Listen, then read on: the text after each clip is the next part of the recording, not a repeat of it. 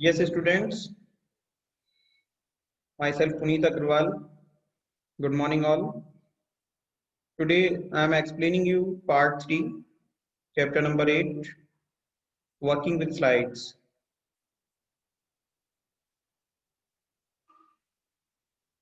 Students, the first topic is inserting pictures.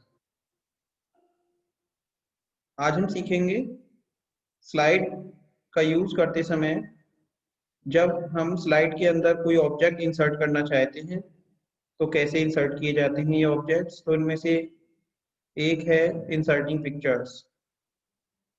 तो आइए सीखते हैं पिक्चर्स को कैसे इंसर्ट किया जाता है। It is rightly said that a picture is worth 1,000 words. किसी ने सही कहा है कि हजारों शब्दों की तुलना में एक पिक्चर बहुत कीमती है, क्योंकि एक पिक्चर में बहुत कुछ एक्सप्लेन हो जाता है बिना कहे। आप सभी जानते हैं कि जो भी हमारे सामने सेंटेंसेस लिखे हुए हों, पैराग्राफ लिखे हुए हों, 1,000 वर्ड्स लिखे हुए हों, उसके कंपेरेबल अगर जब हम कभी किसी पिक्चर को देखते हैं तो हमें बहुत अच्छे से समझ आ जाता है। जैसे चाहे तो हम साइंस की बात करें या फिर कंप्यूटर की बात करें या किसी भी सब्जेक्ट की बात करें, अगर हमें हमारे सामने किसी भी टॉपिक से रिलेटेड कोई डायग्राम होता है तो हमें बहुत जल्दी से अच्छे से समझ आ जाता है, right. Image of a subject conveys it's meaning more effectively than a description note. Students, image जो होता है ये एक ऐसा सब्जेक्ट है इमेज कि ये मीनिंग जो कन्वे करता है बहुत ही ज्यादा इफेक्टिवली मैनर में शो करता है, कन्वे करता है। जबकि डेस्क्रिप्शन की अगर हम बात करें तो उसमें हमें उसके कंपेरेबल इतना समझ नहीं आ पाता। इमेज से हमें जो भी डाउट्स होते हैं मोस्टली क्लियर हो जाते हैं। We can insert pictures in a presentation from a file on the computer as well as pictures from the internet called online pictures. Students, हम प्रेजेंटेशन में पिक्चर्स को भी इंसर्ट कर सकते हैं। कंप्यूटर पर अगर मान लीजिए हमारे पास कोई फाइल स्टोर है तो उसका यूज करके, या हम ऑनलाइन पिक्चर सर्च करके भी इंटरनेट के द्वारा यहाँ पर इंसर्ट कर सकते हैं। Click on the pictures button on the insert tab in the images group. इसके लिए हमें इमेजेस ग्रुप में इंसर्ट टैब पर जाना होता है और क्लिक करते हैं हम पिक्चर्स बटन पर। The insert pictures dialog box appears और हमारे सामने insert picture dialog box open हो जाता है। Select the desired picture and click on insert. अब हमें क्या करना होता है, यहाँ से जो भी हमें पिक्चर अच्छी लग रही है या जो भी हम चाहते हैं कि ये वाली हमारी पिक्चर हमारी चॉइस की है और हमें इसे सेलेक्ट करना है, तो इसे सेलेक्ट करेंगे और इंसर्ट पर क्लिक कर देंगे as you show in the figure. आप यहाँ डायग्राम में देख रहे हैं नीचे की ओर बॉटम साइड में एक इंसर्ट बटन आपको शो हो रहा है, इस पर आप क्लिक कर देंगे। Selected picture will be added in the slide. अब जो पिक्चर आपने सेलेक्ट की है वो यहाँ पर स्लाइड में ऐड हो जाएगी और आप देख रहे हैं यहाँ पर ऐड हो गई। Click on the online pictures button on the insert tab in the images group. Images group में जाकर insert tab में जब हम जाते हैं तो यहाँ पर online pictures button मिलता है हमें, as you see on the screen। देखिए मैं यहाँ आपको शो कर रहा हूँ with the help of cursor, you can see the insert pictures dialog box appears। यहाँ पर आप देख रहे हैं insert picture dialog box appear हो चुका है।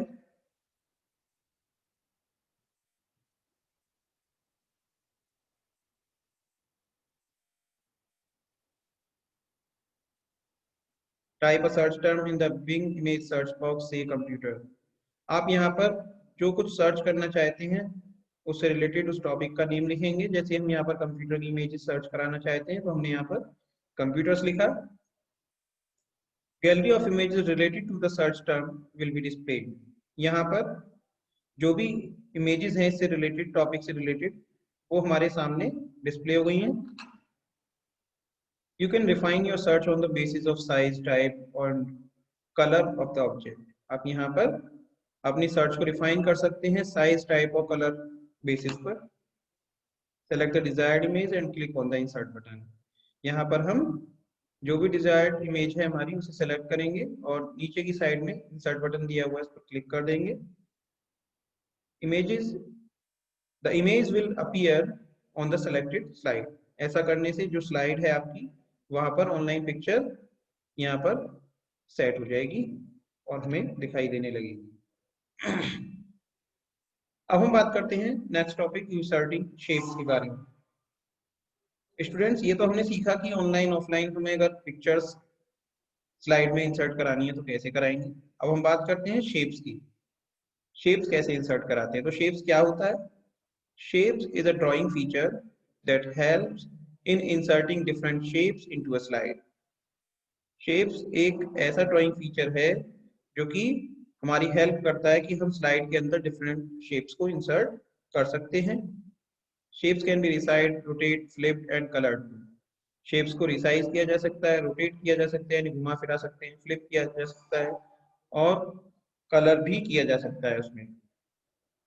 Click on the shapes button on the insert tab in the illustration group. इसके लिए हमें इंसर्ट टैब में जाना होगा। इलस्ट्रेशन ग्रुप के अंदर ये हमें शेप बटन मिलता है, जैसा कि आप यहाँ देख पा रहे हैं डायग्राम में, ये शेप बटन है। शेप्स बटन पर क्लिक करेंगे। Shapes drop down gallery will appear. देखिए आपके सामने ये ड्रॉप डाउन गैलरी खुल गई है, इसमें काफी सारी शेप्स हैं आपके सामने। Will appear displaying different categories like lines, rectangles, flow chart etcetera. यहाँ पर आपको तरह तरह की कैटेगरीज मिलती हैं, लाइन, रेक्टेंगल, फ्लो चार्ट। तो यहाँ से आप जो भी इमेज चाहते हैं, जो भी शेप, वो यहाँ पर उस पर क्लिक कर देंगे। Click on the shape from the category. We have selected smiley face from the basic shapes category. हमने smiley face को चुना है यहाँ पर। और the pointer changes to a plus sign। क्या होता है कि आपकी स्लाइड पर पॉइंटर प्लस साइन में दिखने लगता है। Place the pointer on the slide where you want to place the object। आपको क्या करना होगा, पॉइंटर, माउस पॉइंटर को आप प्लेस करेंगे स्लाइड पर उस जगह जहां पर आपको ऑब्जेक्ट को प्लेस कराना है। And drag it to the adjust the size of the selected object shape. यहाँ पर आप उसको ड्रैग कर देंगे और ड्रैग करते हुए एडजस्ट करेंगे उसका साइज जैसा कि आप चाहते हैं। That's no more. To fill colour in a shape object. अगर आप शेप ऑब्जेक्ट के अंदर कलर फिल करना चाहते हैं तो student select any shape object. इसके लिए आपको शेप ऑब्जेक्ट को सेलेक्ट करना होगा। Click on the shape fill button in the drawing group on the home tab. Home tab पर जाकर ड्राइंग ग्रुप में जाएंगे और शेप फिल बटन आपको मिलता है। देखिए ये रहा शेप फिल, और यहाँ पर आप जाकर के select any colour of your choice. अब ये जो आपके सामने डिफरेंट कलर्स डिस्प्ले हो रहे हैं, यहाँ से कोई भी कलर सेलेक्ट कर लेंगे। Click on the shape and observe the change. यहाँ पर आप शेप पर क्लिक करेंगे और चेंजेस ऑब्जर्व कर सकते हैं। You can create a duplicate of an object by pressing the left mouse button and control की। आप यहाँ पर किसी भी ऑब्जेक्ट का डुप्लीकेट भी क्रिएट कर सकते हैं। इसके लिए आपको लेफ्ट माउस बटन प्रेस करना होगा और उसके साथ कंट्रोल की को भी यूज करके आप कर सकते हैं। Right click on the shape and select edit text from the shortcut menu. आपको क्या करना होगा, शेप पर राइट क्लिक करेंगे और सेलेक्ट करेंगे एडिट टेक्स्ट शॉर्टकट मेन्यू से। The insertion point appears inside the shape. और यहाँ पर आपको इंसर्शन पॉइंट दिखाई देगा शेप के अंदर। Now you can type the text. और इसके बाद आप यहाँ पर टेक्स्ट टाइप कर सकते हैं। Know the fact. You can select more than one shape object by holding the shift key and clicking on the required object। आप यहाँ पर एक शेप से ज्यादा भी सेलेक्ट कर सकते हैं by holding the shift की के साथ में, और क्लिक कर सकते हैं जो भी रिक्वायर्ड ऑब्जेक्ट है उस पर। क्लिक। अब बात करते हैं quick view. To remove any shape select it and press the delete key. अगर कोई भी शेप आपको अच्छी नहीं लग रही है, आपको लगता है कि मुझे ये यहाँ से डिलीट कर देनी चाहिए। तो इसके लिए आप उसे सेलेक्ट करेंगे और कीबोर्ड से डिलीट की को प्रेस कर देंगे। अप्लाइंग शैडो इफेक्ट्स इन शेप्स। अब हम बात करते हैं कि शेप्स का तो हमने देख लिया कैसे इंसर्ट कराते हैं, कैसे टेक्स्ट लिखते हैं इसके अंदर, कैसे डिलीट कराया जाता है। बात करते हैं कि अगर हमें यहाँ पर शैडो इफेक्ट्स अप्लाई करने हो तो कैसे करेंगे। You can apply shadow effects to any shape. आप यहाँ पर शैडो इफेक्ट्स को अप्लाई कर सकते हैं। It will make the shape impressive in appearance. यहाँ पर क्या होता है कि जो शेप है वो हमारे लिए काफी इम्प्रेसिव हो जाती है, अच्छी दिखती है ये, और इसका लुक अच्छा हो जाता है। इसके लिए हमें क्या करना होगा, सेलेक्ट एनी शेप, हमें शेप को सेलेक्ट करना होगा। Click on the shape effects button on the home tab in the drawing group. हमें होम टैब पर जाकर ड्राइंग ग्रुप में जाना है। शेप इफेक्ट्स बटन आपको देखने को मिलेगा। यहाँ पर आप देख रहे हैं शेप इफेक्ट्स बटन, इस बटन पर हमें क्लिक करना है। Select the shadow option from the drop down menu. हमें यहाँ पर क्या करना होगा, यहाँ पर सेलेक्ट द शैडो ऑप्शन, हमें यहाँ पर शैडो ऑप्शन को सेलेक्ट करना होगा ड्रॉप डाउन मेन्यू से। Click on the offset centre button in outer sub option in the cascading menu. हमें यहाँ पर ऑफ सेंटर बटन पर क्लिक करना होगा, जो कि आपको ये कैस्केडिंग मेन्यू में दिखाई दे जाता है, ये outer sub option. Note, you can also apply shadow effects by using the format tab. आप चाहें तो यहाँ पर शेडो इफेक्ट्स अप्लाई कर सकते हैं फॉर्मेट टैब का यूज करके। और click on the format tab, shape styles group, shape effects button, shadow option. इसके लिए ये स्टेप्स हैं, आप यूज कर सकते हैं। To have different shadow colors, select the shadow option from the shape effects drop down menu. अगर different shadow colors हमें चाहिए तो इसके लिए हम shadow option को select करते हैं और shape effects में जाकर के हमें यहाँ पर drop down menu से ये effects देखने को मिल जाते हैं। Select the shadow option from the cascading menu। यहाँ से हम shadow option को select कर लेते हैं। The format shape task pane appears। ऐसा करने से format shape task pane हमारे सामने होता है, आप यहाँ देख सकते हैं स्क्रीन पर। ये format shape task pane है जो कि आप यहाँ पर देख पा रहे हैं।